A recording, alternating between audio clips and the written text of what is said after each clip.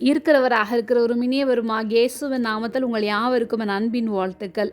நம்மை மகிமைக்கு நேராக நடத்தும் இரட்சிப்பின் அதிபதி. எபிரேயர் 2:10 ஏனென்றால் தமக்காகவும் தம்மாலையும் சகலத்தையும் உண்டாக்கினவர் அநேகம் பிள்ளைகளை மகிமையில் கொண்டு வந்து சேர்க்கையில் அவர்களுடைய இரட்சிப்பின் அதிபதியை உபத்திரவங்களினாலே பூரணப்படுத்துகிறது அவருக்கு ஏற்றதாய் இருந்தது.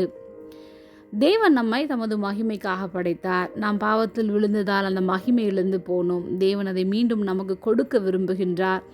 அவர் நம்மை நேசிக்கிறபடியினால் நாம் உபத்திரவத்திலும் வேதனையிலும் வாழ விடவில்லை. மாறாக அவருடைய தயவிலும் கிருபையிலும் வாழ உருவாக்கப்பட்டிருக்கிறோம். நமக்காக தான் இரட்சிப்பின் திட்டத்தையே ஏற்படுத்தினார். நம்முடைய இரட்சிப்பின் அதிபதி இயேசு இல்லாமல் நமக்கு விடுதலை, சமாதானம், இரட்சிப்பு கிடையாது. அவர்தான் வழியும் சத்தியமும் ஜீவனுமாயிருக்கிறார்.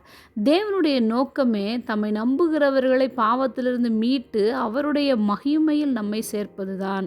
தமக்காகவும் தம்மாலையும் சகலத்தையும் உண்டாக்கினவர், எல்லாவற்றையும் நமக்காகவே படைத்தவர், நமக்காக பல பாடுகளையும் துன்பங்களையும் அனுபவித்தவர், இன்றும் நம்மை அவருடைய திட்டத்திற்கு நேராக நடத்துவதற்காக அவர் நமக்காக உபத்திரப்பட்டதை எண்ணி அவரோடு நாம் என்றும் நடப்போம்.